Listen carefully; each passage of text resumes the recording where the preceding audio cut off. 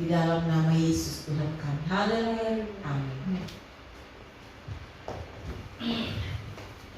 Puji Tuhan. Haleluya saudara. Puji Tuhan saudara. Semangat dulu. Haleluya. Kasih senyum satu dengan yang lainnya. Katakan Tuhan Yesus mengasihimu tanpa syarat. Tuhan Yesus Amin saudara. mengasihimu. Amin. Haleluya. Puji Tuhan saudara. Saya ucapkan terima kasih atas kesempatan yang diberikan kepada saya untuk hari ini boleh belum perlu pasang dulu, nggak harus tutup dulu tapi terserah boleh. Kita belum pakai ini, sebentar pastor petugas. Tuhan saudara-saudara, jadi saya bersyukur saya diberikan kesempatan untuk boleh mengemban tugas, karena ini memang tugas ya, harus berguna dan berharga. Jadi saya memang sudah waktunya saya untuk berdiri menyampaikan kebenaran Yesus Kristus, sekalipun tidak sejago yang lain. Tapi saya yakin percaya Tuhan memakai kita sesuai dengan kehendaknya. Amin. Puji Tuhan saudara yang dikasih oleh Tuhan. Jadi saya punya judul hari ini adalah Yesus adalah solusi. Haleluya. The one and only. Haleluya saudara. Ya, semoga kita sudah sangat meyakini kebenaran ini. Apalagi orang yang ada di komunitas di Christ Ambassadors. Kita sangat mengerti karena kita sudah belajar cukup lama bahwa memang cuma Dia itu solusi. Tapi harus disampaikan berulang-ulang. Seperti kata firman Tuhan, sampaikan itu berulang-ulang. Karena firman Tuhan tidak akan pernah berkesudahan. Jangan lelah bekerja di badan Tuhan. Jangan lelah menyampaikan kebenaran ini, bahwa hanya Dia, Yesus Kristus yang adalah Tuhan yang menjadi solusi. Kenapa saya pilih judul ini saudara? Karena saya yakin dan percaya semua kita diperhadapkan dengan yang namanya masalah kehidupan. Entah itu masalah pribadi, masalah keluarga, masalah perjemaat, kita akan pasti menemuinya. Kita tidak akan bisa lari dengan yang namanya berhadapan dengan masalah. Orang tidak akan pernah bisa lari. Masalah keuangan, ekonomi, masalah pekerjaan, kalau anak-anak orang, masalah studi, masalah di pergaulan, ya, masalah bertetangga, pokoknya banyak sekali masalah yang datang silih berganti menerpa kehidupan saudara. Tapi satu yang sudah kita pernah belajar bahwa itu bukan cara masalah. Amin. Saya masih ingat kan gitu, Pastor Jerry pernah bahas. Ingat baik-baik, itu masalah itu bukan orang punya. Amin. Ya. Tapi saya mau rindu saudara, saya mau kita semua bacakan satu ayat dalam firman Tuhan yang terdapat di Filipi 4 ayat 19. Mari kita baca bersama. Filipi 4 ayat 19. Kalau sudah Pak, tolong baca keras-keras. Tolong ganti yang tulisan Allahku dengan Yahweku atau Bapakku. Bapakku saja ya. Oke, sudah dapat saudara-saudara?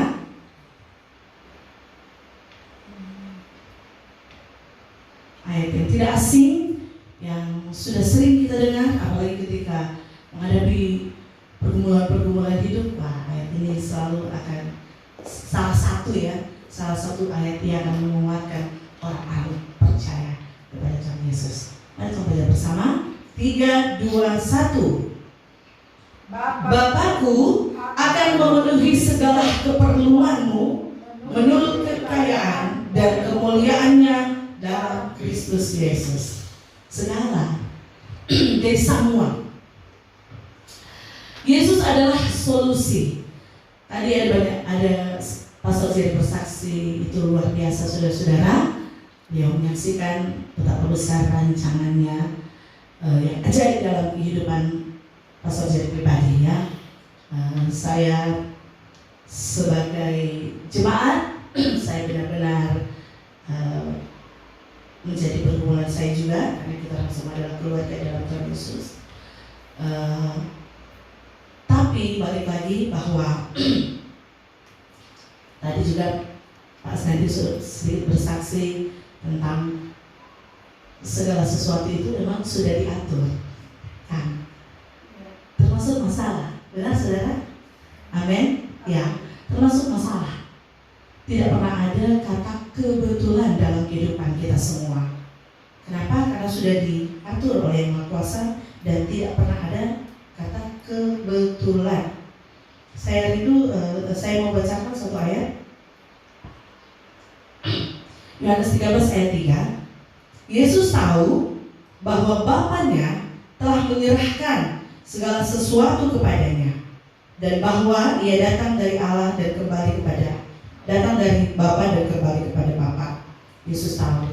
Jadi saya yakin dan percaya ayat ini ketika orang baca bahwa segala sesuatu sudah diserahkan kepada Yesus, maka termasuk kehidupan dan permasalahan yang kita hadapi. Amin.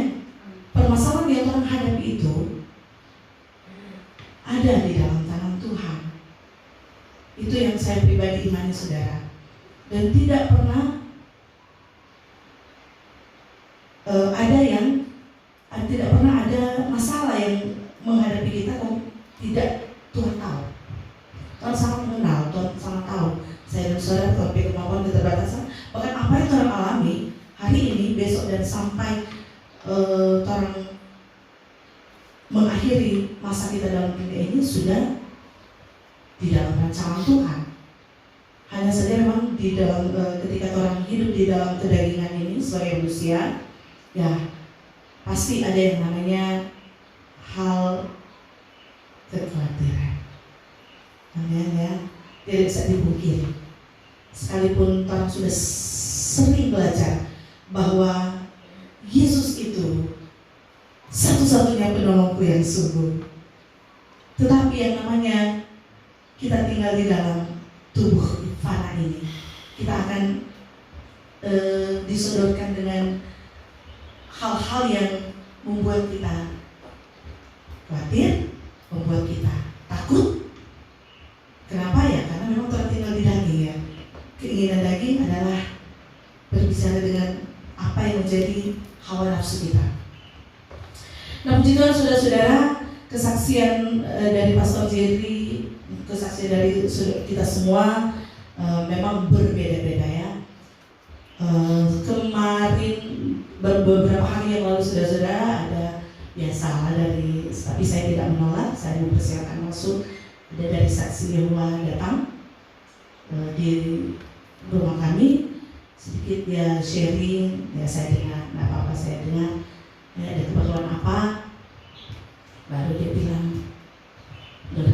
Dorang nggak bilang saksi Yehova, jadi sekarang Dorang hanya memberikan kayak semacam kartu nama, di dalamnya ada link, jadi dia suruh buka-buka, tapi pas kita ambil dia saksi, nggak apa-apa. Jadi bercerita ya lumayan kurang lebih 4 jam.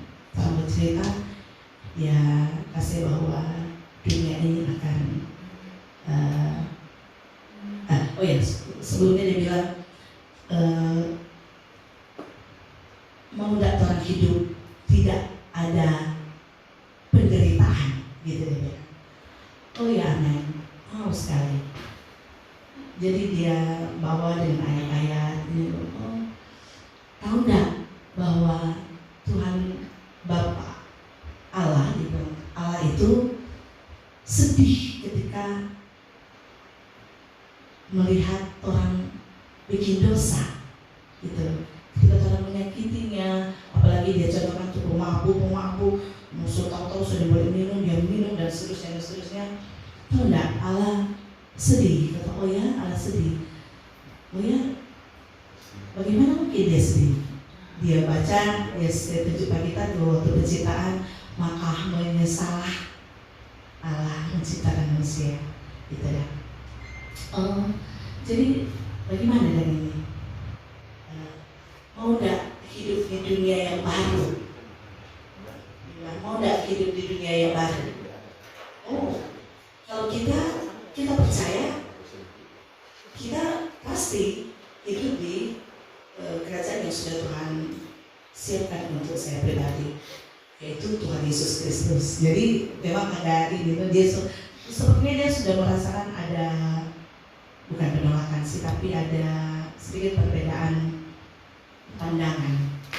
Jadi kita bilang, kan Yesus Kristus setahu apa yang terjadi, termasuk pemabuk itu. Apakah dia tidak kurang maha kuasanya? Kalau dia suka berubah bukan dari cara berusaha. Karena sepatutnya dia bilang, nanti buka tuling ini supaya selamat, supaya orang tahu, dia bilang, mau selamat toh? Dia katanya begitu, mau selamat toh? Saya bilang, kita sudah diselamatkan. Dia mau selamat, terus kita sudah diselamatkan. Nah, intinya saudara-saudara, dari sedikit waktu percakapan kami, mereka sangat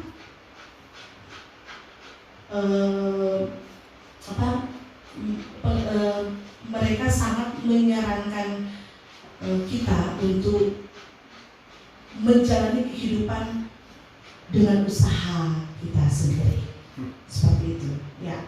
Jadi usaha kita orang mesti bikin supaya Tuhan tidak sakit hati, seperti itu, dan lain-lain sebagainya. Nah, tapi karena kita cepat-cepat mau di pasar, kita akhiri dari percakapan. Dia bilang nanti, Bu, nanti tolong ping ke dia supaya orang boleh sharing tentang kebenaran, gitu. Dia bilang begitu. Oh ya boleh. Nanti lagi nih waktunya Tuhan, kalau mau dapat, kita juga suka sharing kebenaran, supaya buru-buru ke pasar. Intinya saudara-saudara, orang sudah sangat mengerti tentang kebenaran itu, bahwa hanya satu Tuhan dan Juru Selamat kita, yaitu Yesus Kristus, dan segala sesuatu ada di dalam rancangannya. Ketika saya dan saudara mengalami yang berhadapan dengan yang namanya masalah, atau boleh kita bilang mengalami masalah, boleh, karena kayak pesakit penyakit itu kan dialami ya, itu kan masalah ya. Jadi ketika kita berhadapan atau mengalami masalah, kita itu tahu solusinya. Apakah masalah kecil atau masalah besar, Tuhan harus memberitahukan itu kepada siapapun yang ada di sekitar kita, apakah itu keluarga kita, anak-anak suami kita, atau orang tua, kerabat, keluarga kita, harus kita sampaikan kebenaran itu. Saya bersama sedikit saudara-saudara, kemarin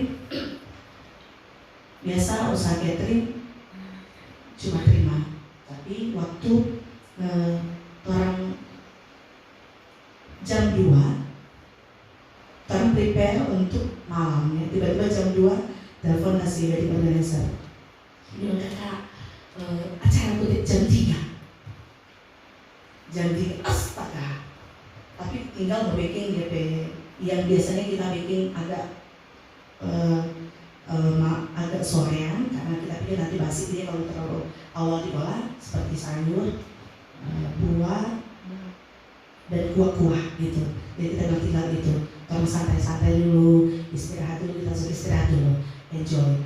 Tapi waktu kita suruh saudara istirahat sambil baking buah salad begitu, kita bilang jangan-jangan kaki tenang si ini telepon sore itu acara, wah gitu. Cuma ada bercanda begitu, tiba-tiba terjadi saudara. Jam 2 ditelepon, jam 3, haleluya. Mau marah nggak mungkin. Ya sudah, dalam nama Yesus. Jadi itu sudah menjadi kebiasaan kita pribadi, saudara-saudara. Aduh, memang setiap manusia ya, kalau tinggal di daging masih ada yang namanya sumut, betul toh, khawatiran, komplain, aduh kenapa nggak dikasih tahu, kenapa blablabla dan seterusnya.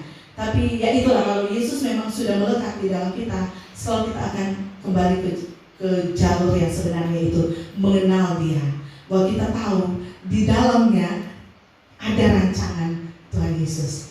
Jadi kita selalu tidak pernah ada yang kebetulan, di dalamnya ada rancangan Tuhan Yesus. Jadi sudah cepat, dan puji Tuhan jam 3 berangkat, jadi terlambat, dan sempat jadi masalah di tempat acara karena orang terlambat. Benar-benar orang terlambat dalam hal ini, orang mulai jam 3, orang muncul 4, saudara. Karena memang tidak bisa dipaksakan, jadi apa boleh buat, memang minta maaf seperti itu. Tapi bukan hanya itu yang jadi masalah kepada saudara. Dia bertambah di UN, Universitas Nusantara, masuk ke dalam itu. Waktu dia dengan biasa kita tanya ke WO, naik gunung turun gunung nggak ini, gitu ya. Oh nyanda kakak, sadar oto, karena sesuai dengan orang nggak sempat survei, sesuai dengan pembicaraan deal dengan keluarga waktu deal pertama. Sadar oto ya sudah. Pas pergi saudara-saudara, yang terjadi adalah kebalikan. Untuk yang pertama kalinya saudara-saudara. Jadi dia bertambah, tapi kita supporter kedua yang pilih pertama adalah Papi dan rombongan pertama yang bawa meja dan peralatan makan. Dan yang terjadi benar-benar di luar dugaan, itu jalan sempit sekali, bukan cuma sempit, jurang di sana, jalan tanah, lucu-lucu begini. Lebih naik gunung sedikit kontur, lucu-lucu. Nah kita pergi saja, kalau terkadang masih sempat bawa tentengan buah segar sama sayur untuk capcay. Haleluya. Jadi waktu doa di bawah, di sini jangan jauh sekali, kamu jangan lagi di sini, 200-an lebih meter. Dan itu pun naik gunung turun gunung. Di sini juga paling dekat. Ampunilah, paling dekat ternyata jalan kobong, jurang bisa bawa gini. Tuh tampol wedding di bawah. Tapi apa daya sebagai itu. Jadi untuk di kita keluarga terbaik. Haleluya, mengucap syukur saja. Kebetulan waktu itu ada mami dan tante A dan ada teman yang bersyukurlah. Tetap percaya bahwa Tuhan Yesus sudah merancang hal ini dan tidak pernah ada yang kebetulan. Jadi itu perkataan yang selalu menguatkan. Walaupun sempat kenapa jangan bilang dari awal begini. Tidak mungkin kan mau tolak. Dan ingat juga kasihan keluarga. Karena lain cerita nanti sebentar kita mau cerita. Nah tiba-tiba saudara, ya sudah berjalan dalam nama Tuhan Yesus yang mulai atau buku-buku. Karena ini mau turun, karena memang kita bilang kita sudah pernah di Kobong jalan begini. Kalau tahu pernah di Kobong Tuhan ini berjalan bagus saudara. Dan ini benar-benar mengerikan. Haleluya. Tapi ini boleh nih. Kalau boleh jadi di luar-luar saya lebih pintu keranjang kita dan bimbing tuh buah segar yang itu besar. Haleluya. Berjalan di dalam tiba-tiba pertolongan datang saudara, ada nyung naik kemari, lari dia minta tolong, dulu ke bawah ini. Ya intinya diantar sambil di bawah saudara. Puji Tuhan. Itu sepertinya hal kecil, tapi saya yakin dan percaya itu adalah pertolongan dari Tuhan Yesus. Saya yakin ada solusi. Jadi waktu langkah kita sudah cukup. Tuhan dari awal itu sudah waktu mendatang itu benar-benar sudah di dalam masalah. Jadi ayo percaya nanti Tuhan Yesus yang buka jalan. Nggak usah cari mau bikin ribet, langkah saja dalam nama Yesus. Mau salahkan siapa lagi percuma. Langkah aja dalam nama Yesus, Tuhan pasti berjalan. Seperti itu dan terbukti Tuhan P ini ada orang bantu. Dan ketika kita share juga dengan menyalani Papi, ada orang bantu juga untuk turun. Waktu mau naik itu sama mau bantu saudara-saudara. Aduh banyak bawa barang, ada bawa. Padahal sempat waktu mahal, jadi sempat clash dengan Papi, bahkan wedding organizer pulang karena orang sempat tapi Papi rupanya bilang yang penting harus ada maju bantu akan justru mau saya turun barang. Begitu seperti itu tuh bisa terakhir dengan kota pertama. Bantu akan dibawa ke barang. Rupanya ada dari keluarga komplain suka mau mengamuk begitu ya. Kalau tapi syukurlah ada Melan, jadi Melan sudah juga mari dibawa sudah susah orang dalam hal ini. Tapi kalau mau lihat salah sambungan, orang nggak bilang.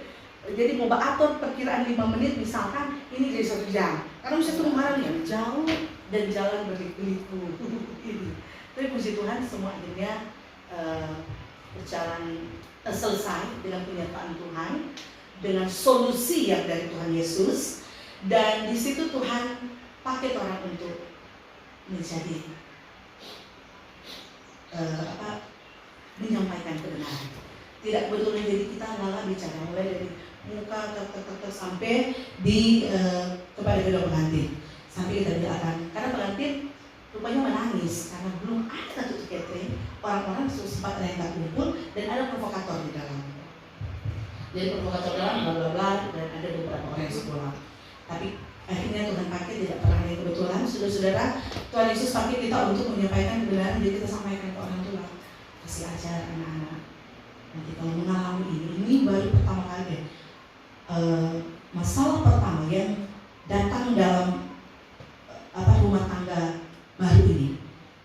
Usahakan jangan panik seperti itu saudara. Jadi kita berkata ini, jangan panik.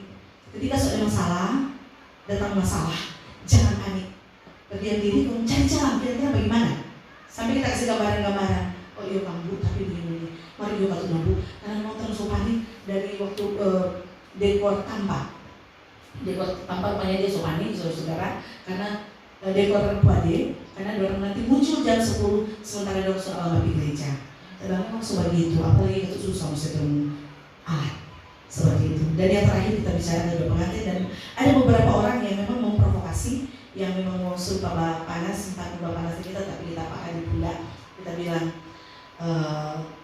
intinya kita sampaikan semua yang terjadi tidak ada yang kebetulan, semua dalam rancangan Tuhan Yesus Kristus. Intinya Tuhan bersyukur acara Sokrato, dan kita mau suruh lihat tuh makanan kita ada bawa. Kita suruh bagaimana kita punya makanan ada bawa. Kita tidak memalukan keluarga tuh. Oh iya tuh nabu ibu makanan. Puji Tuhan. Jadi sempat ada juga pengakuan. Terima kasih banyak ibu makanan. Orang bilang kata banyak. Oh haleluya. Ibu kalau mesti ikut paket, kalau mesti ikut paket nggak ada begini. Tapi sebelum kita memasak, karena kita tahu Tuhan tahu di hati kita keselebrate karena itu Tuhan yang tahu bagi kita hati. Jadi kita berharap juga ibu mesti tahu dia tetap jadi apa ini itu jadi pelajaran untuk kita, untuk orang, untuk organizer. Kita minta maaf atas nama WO, tapi juga mau jadi pelajaran juga untuk ibu untuk mengajar pengantin ini. Kalau ada keluarga yang solari cuma karena belum ada makanan, keluarga itu tidak menjadi dampak yang baik. Harus dipertanyakan orang keluarga yang memberi dukungan, topangan, atau mematahkan semangat. Ya tuh Bu. Jadi seperti itulah kita perkataan pada orang, dan ada puji Tuhan saudara clear. Pulang aman, damai, dan kita bersyukur jadi orang mendadak gunung. Haleluya. Ya sesentar semangat tuh. Jangan pulang. Terima kasih Tuhan Yesus. Haleluya. Naik lagi tuh jalan itu. Tahu semua setelah di atas pasti di atas bakuku. Oh haleluya kalah. Padahal satu-satunya wedding yang Tuhan udah layani sampai terakhir satu-satu. Dan itu tidak kebetulan kata Tuhan layani. Tuhan kalau memang acara jam 3 ini semua jam 8 ada di tamu-tamu datang lagi. Itu Tuhan bilang kalau jam 3 setelah jam 4 terus pulang terus ada yang datang. Jadi ya intinya begini saudara, bahwa memang setiap hari adalah proses kita untuk belajar. Amin. Setiap hari adalah proses kita untuk belajar bahwa selalu dan pasti Tuhan turut bekerja dalam segala sesuatu yang kita lakukan, karena segala sesuatu berasal dari Dia. Sama yang ayat tadi, segala sesuatu berdasarkan Bapa kepada Yesus Kristus. Jadi kita percaya saja dong, segala sesuatu berasal dari Dia. Jadi percaya Jo, Dia yang akan menyelesaikan segala sesuatu, termasuk sakit atau apapun itu. Percaya bahwa Yesus adalah solusi terbaik. Cuma Dia, nggak ada lain. Memang katuk lari ke kayak pasal lari ke dokter, itu usaha. Amin ya. itu dari Yesus. Dia yang menaruh itu di lubuk hati saya dan saudara untuk mengenal rancangannya.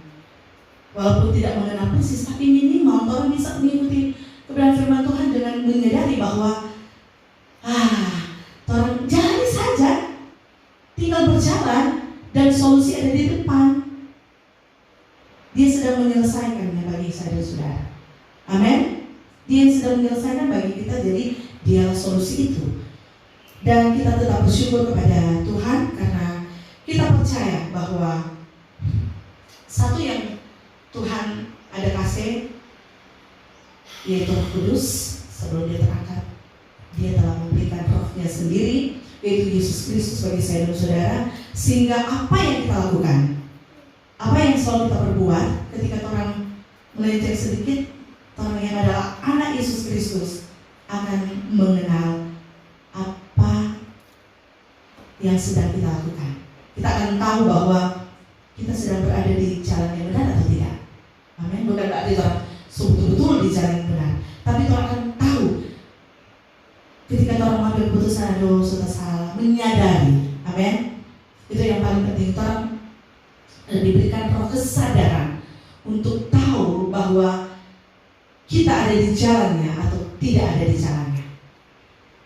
Dan dia yang ada di dalam kita, yang adalah penolong, itu yang akan menuntut saya dan saudara supaya benar kita akan kembali kepada hakikat anak Kristus Yesus yang tetap mengandalkan dia dan percaya bahwa segala sesuatu dari dia. Amin. Di dalam rancangannya, dan dia yang mengatur untuk saya dan saudara. Karena itu saudara, apalagi tarikan kalau mau bilang mengucap syukur. Kembali lagi pada kebenaran firman Tuhan, mengucap syukurlah dalam segala hal, dalam segala sesuatu. Tidak ada lain, ucapan syukur itu yang paling utama. Jadi kalau kita pribadi terima aja apa yang jadi dengan ucapan syukur, sambil kita tetap berusaha, tetap belajar kebenaran supaya ada peningkatan dan progres. Tetap mengucap syukur dalam segala, seperti kata 1 Tesalonika 5 ayat 8, mengucap syukur dalam segala hal, sebab itu yang dikehendaki Yahweh di dalam Kristus Yesus bagi orang semua. Intinya itu mengucap syukur dan tetap percaya dengan iman yang teguh yang sudah Tuhan Yesus karuniakan kepada saya dan saudara, supaya kita setiap melangkah kita tahu bahwa kita di dalam kehendaknya. Dia yang berkehendak melakukan segala sesuatu dalam kehidupan saya dan saudara. Tetap percaya, dan sekalipun masih di atas salah pikiran, perkataan, perbuatan, tapi ketika orang kembali lagi pada kebenaran bahwa Tuhan yang berkehendak atas segala sesuatu, maka kita akan dikuatkan dengan firman yang ada dalam kehidupan kita. Ayat penutup Ibrani 13 ayat 21, kiranya memperlengkapi kamu dengan segala yang baik untuk melakukan kehendaknya dan mengerjakan di dalam kita apa yang berkenan kepadanya oleh Yesus Kristus, bagi Dialah kemuliaan sampai selama-lamanya. Amin. Puji Tuhan, saya serahkan kepada pastor.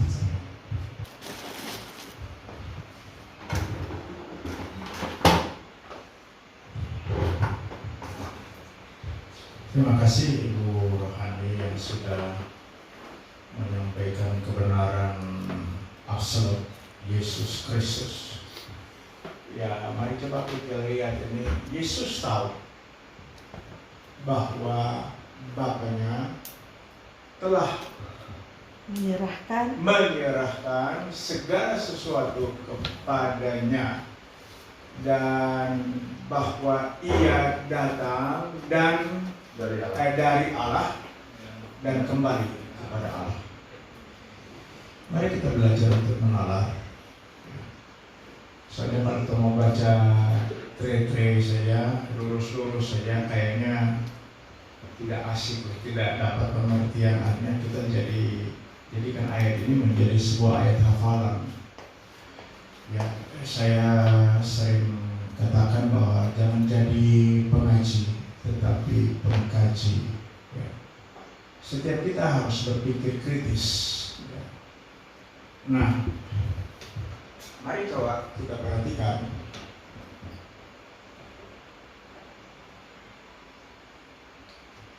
Yesus tahu. Ini pakai eido. Ya, eido. Tolong perhatikan ini. Betul nggak? Coba. Ke atas sini sudah ada eido ya. Tolong ditutup.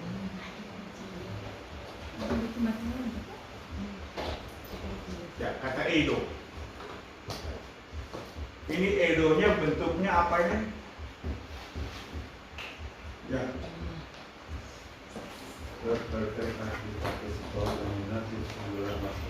Itu perfect, yes. Perfect. Dia tahu dengan sempurnanya.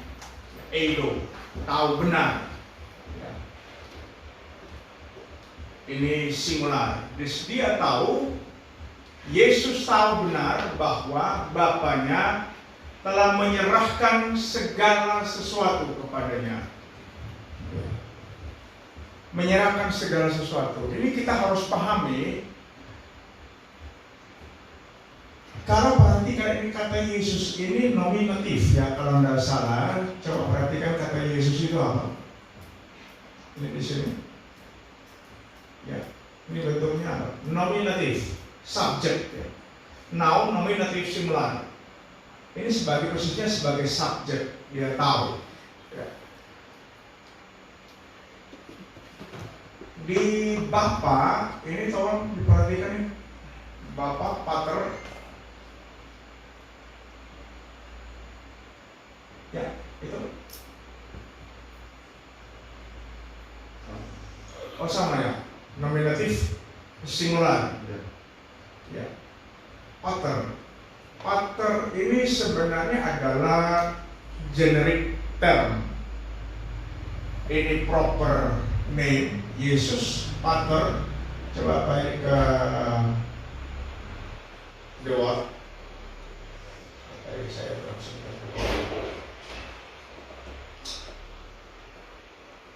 The Word. Ya, oke.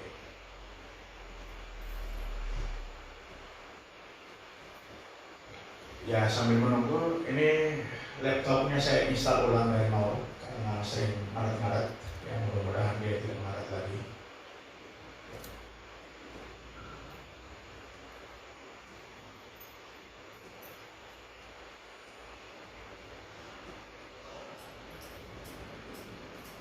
Oh, tadi di bawah. Ya. Gimana tadi? Kita. Sudah ya? Nah, yang tadi ayatnya di mana? Ya, itu. Yohanes 13. Ya. Yohanes 13 ayat 3.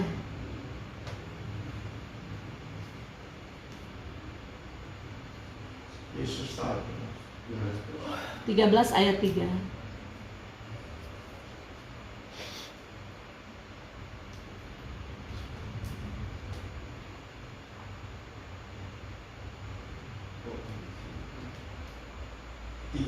Ayat 3.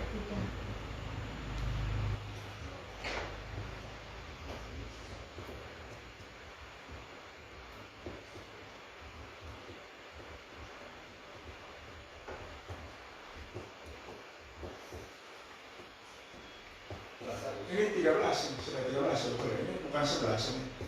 13 ayat 3. Ya. 13 ayat 3. Ayat 3. Ini kliknya di sini saja, Pak. Ini klik 3. Ya. Oh, ini ayat 11. Iya, makanya Pasal 3. pasal 11. Pasal 11. Harusnya 13. 13. Pasal 13. Ya, ayat 3. Ya, Yesus tahu, coba cari di kata Bapa, Father. Oh, ini tetap nominatif ya. nominatif. Nominatif maskulin singular. Ya, nominatif. Ya. Jadi nominatif. Ya. Tetapi sebenarnya itu bukan apa namanya proper name atau proper noun.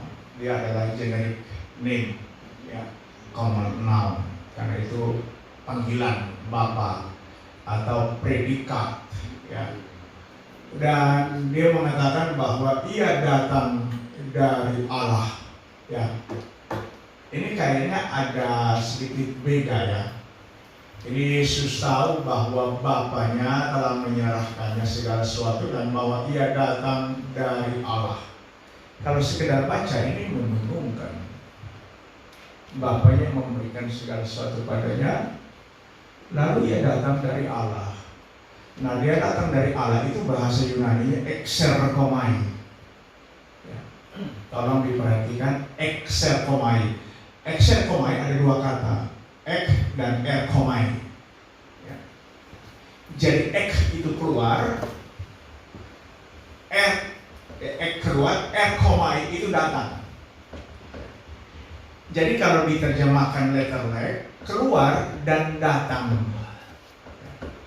Dia keluar dan datang, erkomai. Ya. Nah, tolong lihat dulu bentuk tensisnya. Ya. Keluar dan datang.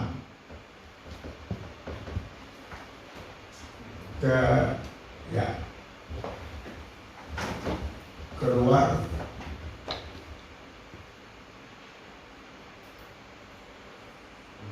ke ini saya supaya lebih gampang ya, ini kayak agak ribet sih. Ini excelten, ini erkomai, excelten. Coba klik di atas, ya. Ini excelten, ini erkomai, dia punya ini coba di sini.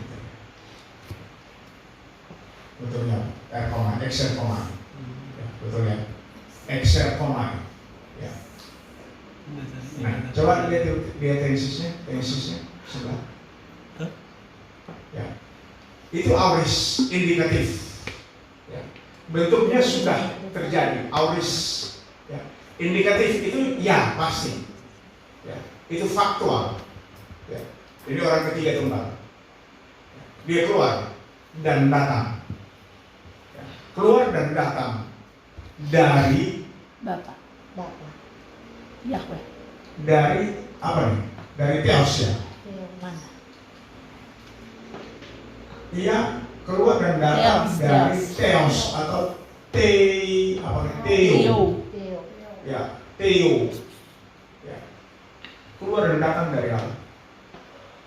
Keluar dan datang dari Theos. Ya. Lalu kalau kita berpikir kalau dia keluar dan datang, ya.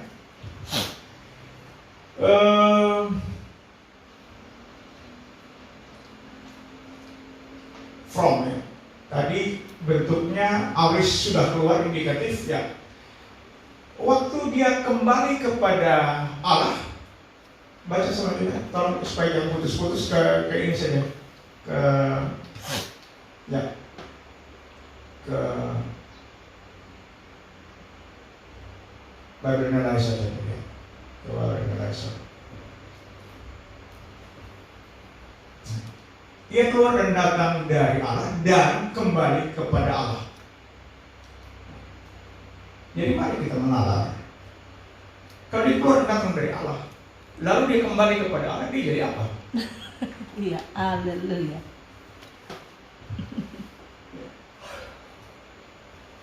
Dia keluar dan datang dari Allah yang dia panggil Bapa. Ya. Dia keluar dan datang dari Bapa atau dari Allah. Dari Yahweh. Lalu dia kembali kepada Yahweh. Nah, dia jadi apa? Yahweh. Ini yang dalam dunia debat kusir doktrin Trinitas ini yang bingung di sini. Allah. Bapa adalah Allah. Anak adalah Allah. Roh Kudus adalah Allah. Lalu kita tanya, Allah yang mana yang kau bermaksud? Allah yang mana? Sebab Bapa ini adalah generic term, predikat. Bapa itu predikat, anak predikat. Betul tak? Cancel, anak predikat. Ya. Kemudian Eljer, anak, predikat. Messi, anak, predikat. Itu sesuatu yang melekat karena faktor genetik. Ya, itu genetik.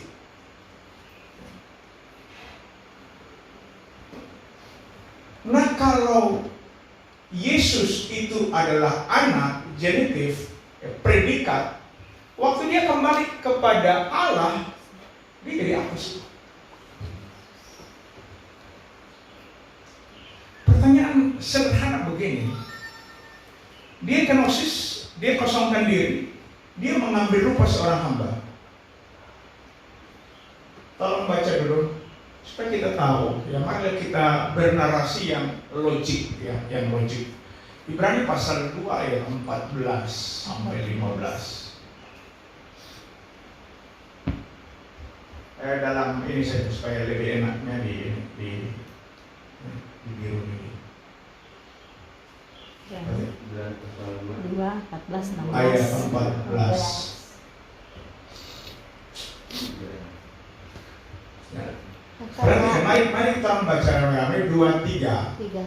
Karena anak-anak itu adalah anak-anak dari darah dan daging, maka ia juga menjadi sama dengan mereka dan mendapat bagian dalam keadaan mereka, supaya oleh kematiannya ia memusnahkan dia, yaitu iblis yang berkuasa atas maut. Ayat 15. Dan supaya dengan cara demikian ia membebaskan mereka yang seumur hidupnya berada dalam perhambaan oleh karena takutnya pada maut.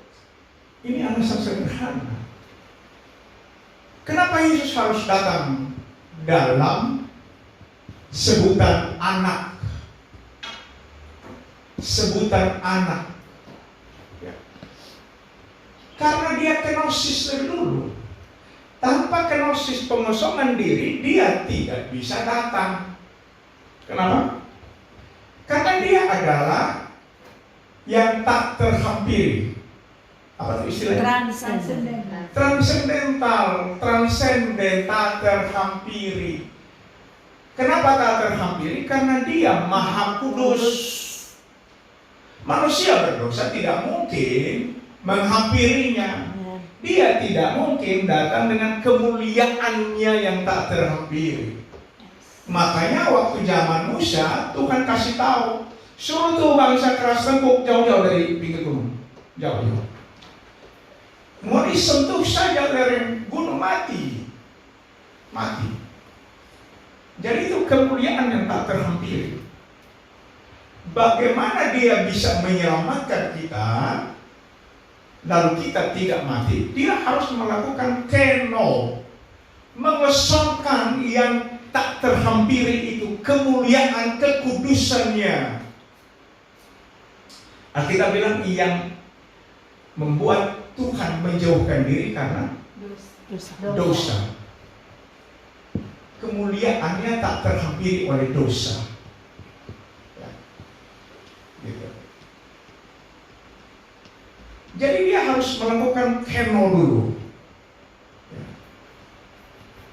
Dia mengosongkan dirinya yang maha itu, baru dia bisa inkarne dalam bahasa Latinnya. Ya. Dalam bahasa Yunaninya sarx egeneto. Dia harus berlahir dalam daging, sarx.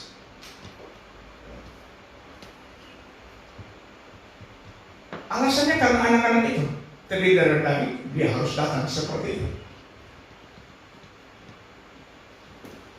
Jadi dia di sini itulah Yesus. Alkitab memberi alasan kenapa Yesus datang, kenapa dia kenosis. Karena anak-anaknya terdiri dari darah dan daging. Alkitab menyebut bahwa orang yang percaya kepada Yesus disebut anak-anak Yesus. Tetapi anak-anaknya bikin diri, tidak mau panggil Yesus itu apa. Gitu.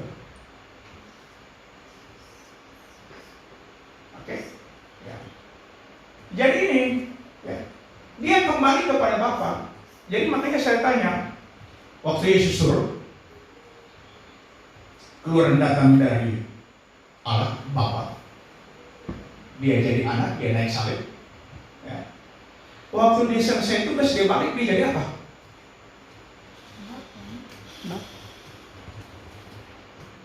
Ini yang mesti mikir.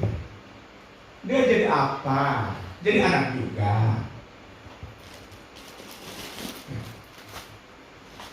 Ingat, kita harus ngerti ini predikat. Predikat itu berlaku temporer. Bisa tangkap ya? Predikat anak dia selesai tugas nanti kembali. Ya dia Yahweh itu. Bisa tangkap ya? Gak susah ya? Makanya saya kasih alasan. Yesus berkata, kalau kamu tidak percaya bahwa aku dan dia, kamu akan Mati dalam dosamu. mati dalam dosamu. Ini klaim.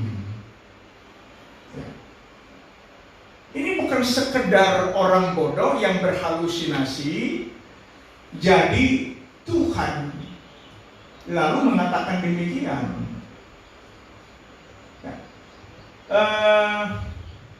Kemarin saya sudah katakan, coba masih ada yang ingat?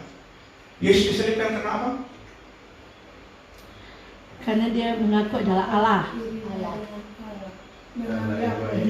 Dia menyatakan dirinya sebagai Yahweh. Ya. Coba cari dulu, karena ini teks Indonesianya salah ya.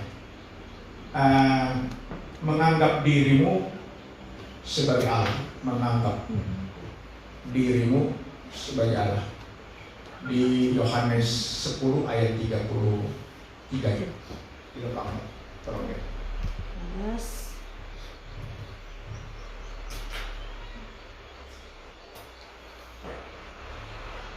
Kata Yesus, ya oke, perhatikan. Kata Yesus kepada mereka, banyak pekerjaan baik yang berasal dari Bapakku yang ku perlihatkan kepadamu.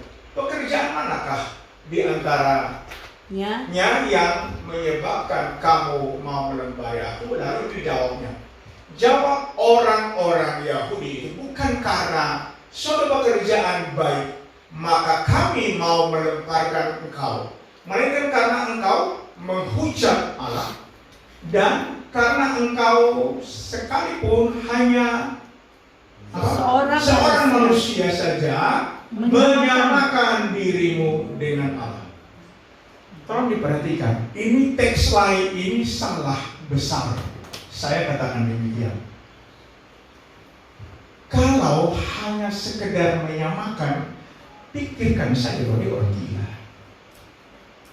Tidak perlu disalib toh, tidak perlu dilempar batu toh, tidak perlu toh.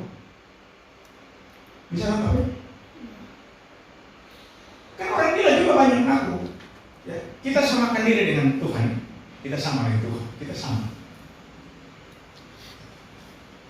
Coba lihat teks aslinya. Itu dia pakai apa? Blasphemy, penghujatan. Yang mengenai apa? Menyamakan. And because Poeo. Ini poeo. Ya. Next. Poios apa pois. Ya. Coba lihat. Pois apa? to make or Make. More apa? Ada yang more or less. menyatakan apa ya bahasa mendeclare. Coba cari dulu mendeclare. Ini disebut apa? Declare ya? Atau poiesis apa? Poeo, max itu membuat sebenarnya bagi orang tahu ada membuat. Ya. Oh, mix. Tapi menyatakan. Ini sebenarnya mendeclare. Cuma di PDIP ini ada yang paling dekat. Mendeclare, menyatakan. Cash out itu yang paling dekat ini cash out. Ya. Tahu. Coba lihat di ini kan bikin perbandingan di the what. Tolong lihat di the what ini. Ya. Yohanes 10 ayat 33. Yohanes 10 ayat 33.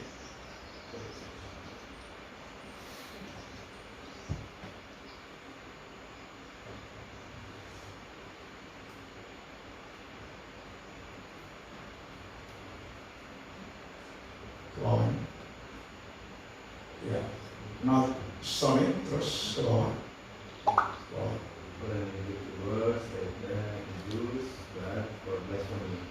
Blasphemy karena engkau declare. Ini Declare. ya, declare. Deklarasi. Oh iya. Menyatakan, mendeklarasikan. Ya. To make or do, melakukan. Jadi dia tidak sekedar menyamakan. Kalau menyamakan, abaikan saja lah. Banyak orang juga mengira dia Tuhan. Ya kan?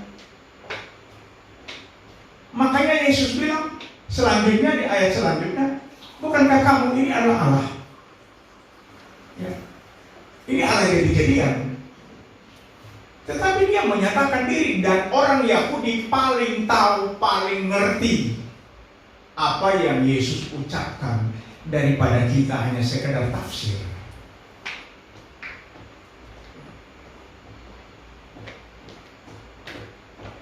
Di satu pihak juga Yesus mengatakan Allah adalah Bapakku. Ya, berarti orang Yahudi cepat tangkap kalau Allah Bapaknya berarti dia sama dengan Bapa, sama dengan Yahweh. Kan gitu. Karena nubuatannya dia mengaku anak Allah. Karena nubuatan Yesaya bilang seorang putra telah lahir. Ya. Dia Bapa yang kekal. Dialah Sang Juru Selamat. Jadi Yesus disalibkan oleh orang Yahudi, pinjam tangan, pinjam aturan hukum orang Yunani. Bisa tangkap ini? Mereka kasih isu apa? Isu apa? Melakukan anarkis, mau kudeta. Tolong cari, inilah raja orang Yahudi. Itu alasan mengapa dia disalibkan. Kalau hukum Yahudi, hukum Taurat, dilempar batu sampai mati karena menghujat Yahweh. Bisa tangkap ya? Itu hukum Yahudi, penghujatan terhadap Yahweh itu lempar batu sampai mati. Tetapi orang Yahudi meminjam hukum Romawi supaya dia dihukum secara hukum Romawi, disalibkan. Penjahat sebelah kiri kanan itu dihukum secara hukum Romawi.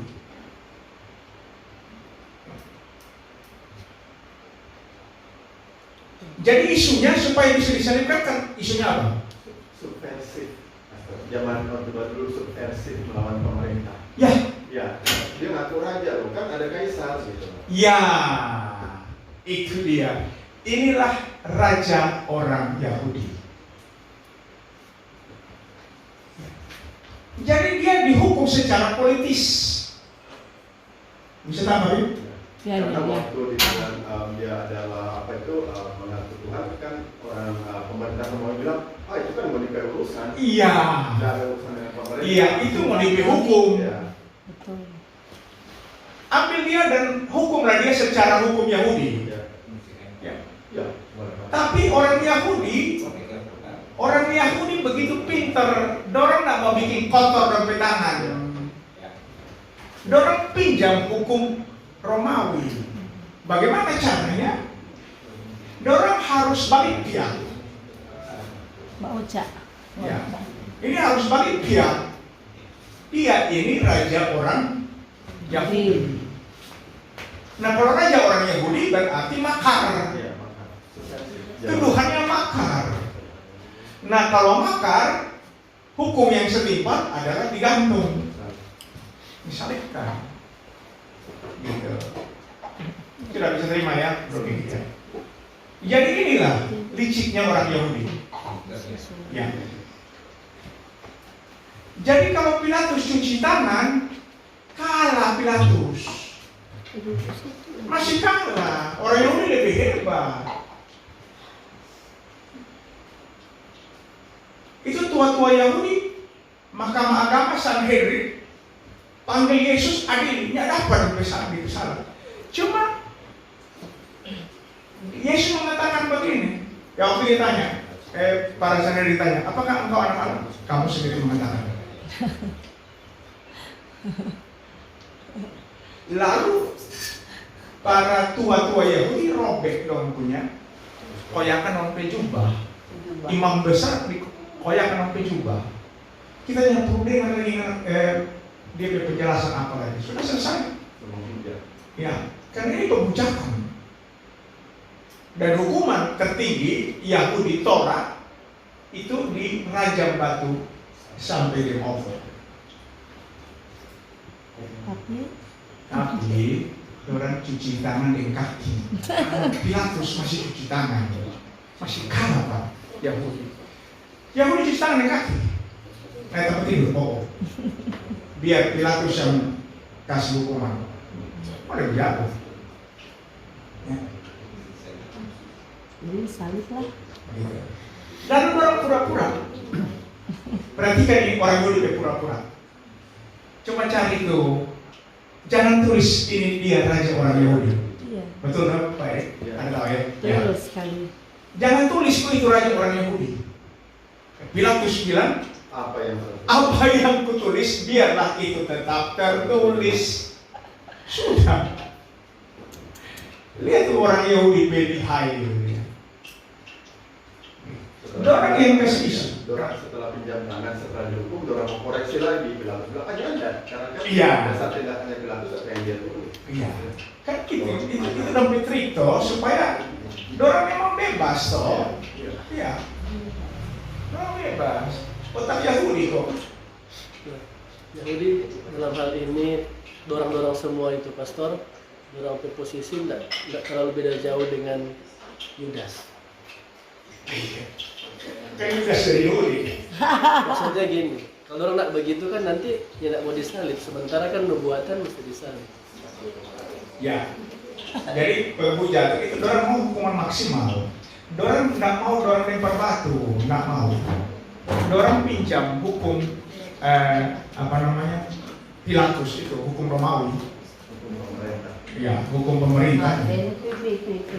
Kalau eksekusi.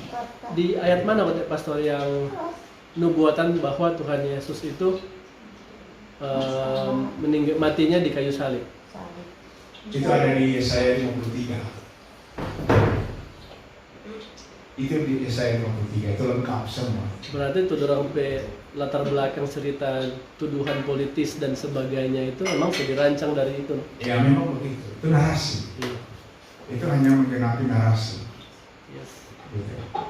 Itulah perjanjian sepihak. Jadi nubuatan Yesaya sekitar 735 sampai 750 tahun baru digenapi pada diri Yesus. Dia sendiri.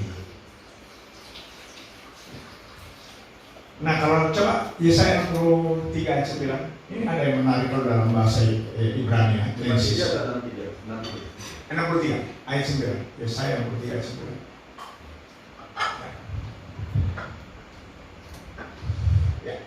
Dalam segala kesesatan mereka, jadi baca, bukankah ia berfirman, ia Yahweh, sungguh mereka lah umatku, anak-anak yang tidak akan berlaku. Maka ia menjadi juru selamat. Menjadi juru selamat siapa? Tuhan.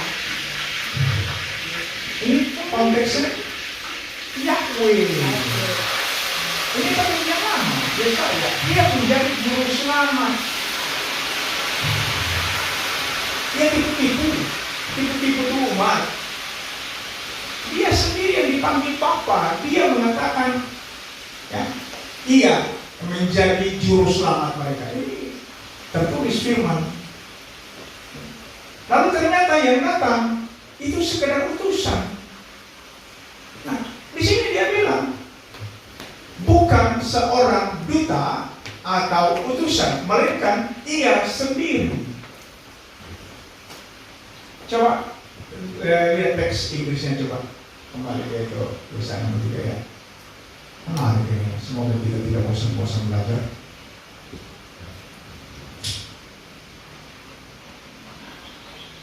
Yesaya 63 ya.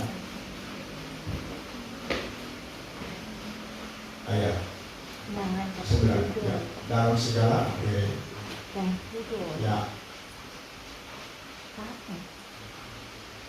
Dia terus bilang dia sendiri.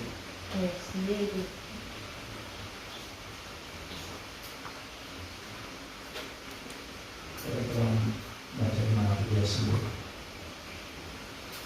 Well, dan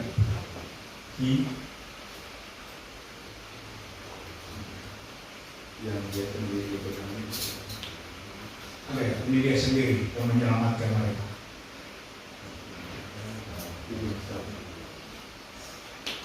He himself.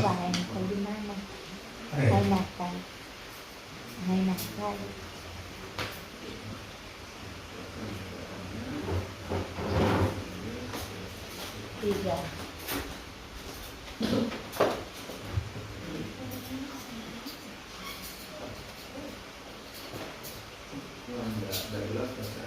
Dari ke Dewa.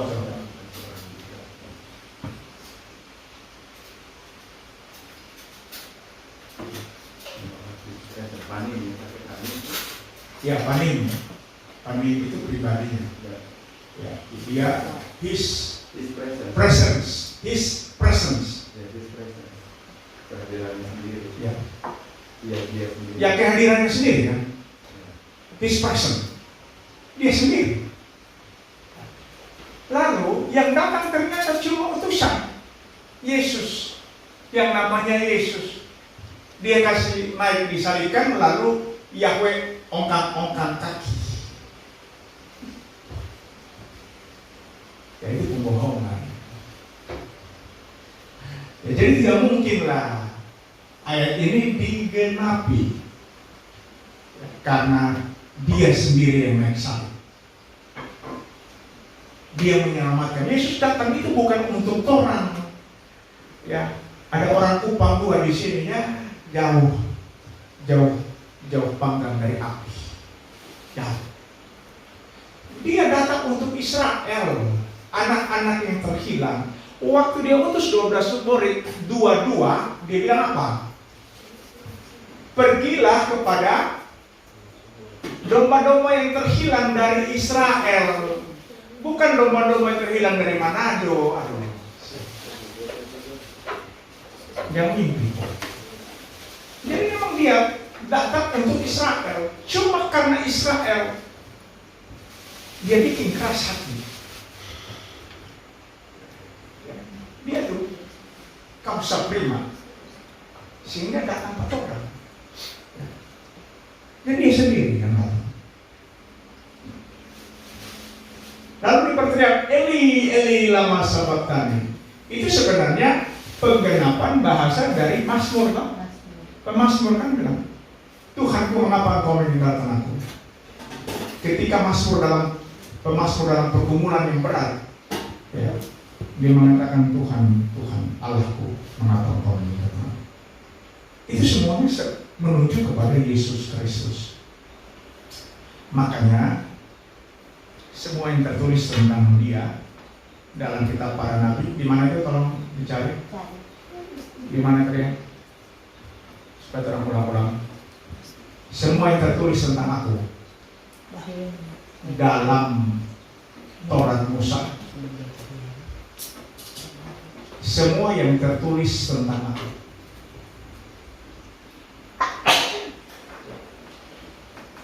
Tertulis tentang aku.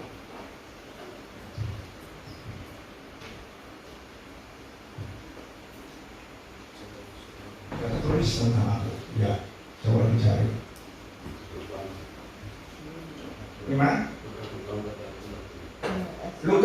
4 ayat 44. Nah, mantap ini. Tolong baca baik-baik. Ia berkata kepada mereka, mari kita bersama-sama baca, 2, 3. Ia berkata kepada mereka, inilah perkataanku yang telah kukatakan kepadamu ketika aku masih bersama-sama dengan kamu, yakni bahwa harus digenapi semua yang ada tertulis tentang aku dalam kitab Taurat Musa dan kitab Nabi-Nabi dan kitab Mazmur.